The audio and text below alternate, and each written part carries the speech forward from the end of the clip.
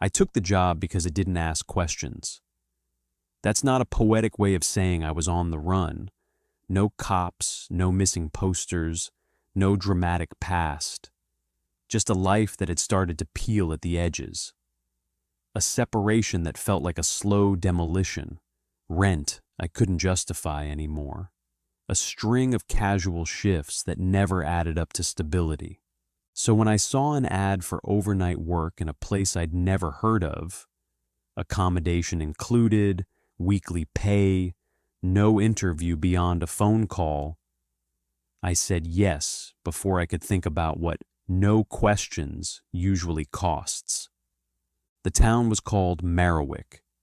It sat inland on the map, but everything about it looked like it belonged on the coast. Not the air, the architecture, raised houses, boardwalks, flood markers painted into brick. The kind of town you build when you've accepted the water will come back. I arrived just before dusk. The road in narrowed into long, flat stretches where the land looked washed out and tired. Trees thinning, fences leaning, the sky opening up like it had nothing left to hold. Then the town appeared, and the first thing I noticed wasn't the water itself. It was the silence around it. No gulls, no insects, no evening birds. The streets weren't fully submerged, not like a disaster movie. It was managed. Water sat in the gutters like it had decided to stay, pooling in driveways, filling the lower halves of alleys. Some roads were still dry, but you could see the marks where the flood had once climbed higher. Dark tide lines on painted walls, mud stains around door frames, faded measurements scratched into porch posts. It didn't look like a town recovering. It looked like a town that had made room. The accommodation was a small unit behind the municipal building. One room, a bathroom that smelled like bleach, a kitchenette with a fridge that hummed louder than it should. On the table was an envelope with my name printed neatly on the front. Inside was a key card and a note. Welcome. Night shift. Report 9 p.m. Ask for Hollis. No smiley face, no company logo, just plain text like a warning label. I showered, ate something out of a packet, and tried not to think about how quickly the light died here. The sun went down like someone turning off a screen. At 8:45, I walked across the street to the municipal building. The front doors were unlocked. That should have been the second warning. A man in a high-vis jacket sat behind the reception counter reading a newspaper like it was still 1998. He didn't look up when I approached. After a long moment, he folded the paper and asked if I was night shift. I said yes and told him I was here for Hollis. He nodded like he already knew my name and called it out without raising his voice. A door opened behind him and a man stepped out.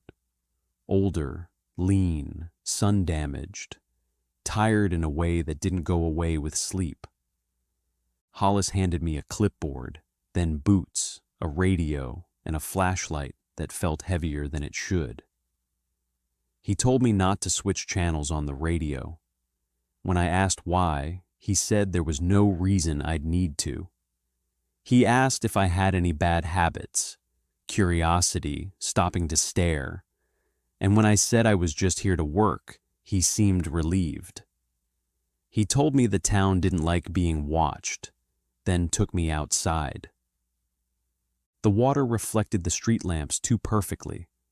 No ripples, no shimmer, just flat duplicates like the town had been copied and pasted upside down beneath the surface. Hollis walked without looking at it, not even a glance. He told me not to stand at the water's edge and not to shine my light into it. When I asked why, he said, "Because it looks back," and kept walking. After the walkthrough, Hollis left me at the municipal building at midnight. He told me I'd be right if I did what I was meant to do, then added, almost casually, that if I heard someone calling from the water, it wasn't my job. I stood alone in the lobby, listening to the hum of electronics and the distant, constant sound of pumps. On the wall behind the counter was a laminated sheet of rules. My eyes caught the last one. If you see yourself in the water, do not acknowledge it. The first few nights were uneventful. Routine builds confidence quickly. Pump checks, gate locks, logged readings. The water stayed still. The town stayed quiet. And that's how it gets you, by letting you believe you're doing fine. Then one night it rained. A light drizzle, the kind that should have dimpled the surface of every puddle. It didn't. The water absorbed the drops without reacting, like movement was optional. I stopped without thinking, just long enough to notice. The ripples froze mid-spread. I walked on immediately, heart tight, understanding without being told that stopping was the mistake, not the rain. After that, I started learning the rules the way everyone else had, by watching how people survived. Locals never stood still near the water. They didn't check reflections. They didn't linger at intersections where the street dipped low. During the day, they stepped around puddles without looking down. At night, they walked with purpose, eyes forward, like momentum itself was a kind of protection. At Pump 3, the notebook gained new entries in Hollis's handwriting, short ones, blunt ones. If you stop, it moves. Don't use light on the water. Leave the area if it moves first. None of them explained why. They didn't need to. They were the kind of rules you write after explanation fails. One night, I saw a figure standing knee-deep beside the boardwalk, not disturbing the surface. I kept walking. I didn't look at its face, if it had one. I learned another rule then. If you see someone standing still, don't check if they're alive. Stopping to confirm is still stopping. Another night, my radio crackled and used my voice. Not distorted, not mocking. Perfect. Calm. Familiar. Telling me to rest, to sit, to stop moving just for a moment. I learned not to answer anything that knew how I sounded. I clipped the radio to my belt and let it speak to the night instead. Weeks passed. I didn't leave. Not because I couldn't, but because leaving didn't feel safer anymore. The town functioned because the rules worked. People who followed them stayed visible. People who didn't vanish. They were still there, just no longer where you could reach them. Sleep became shallow. I woke up standing sometimes, shoes still on, like my body didn't trust rest. I lost time in small, harmless ways, forgetting meals, skipping days without noticing. Hollis said nothing. He just nodded when he saw my eyes, like that was part of the process. The worst part wasn't fear. It was adjustment. The way constant movement started to feel normal. The way stillness began to feel dangerous anywhere, not just near water. Even off shift, I kept walking. Even indoors, I shifted my weight.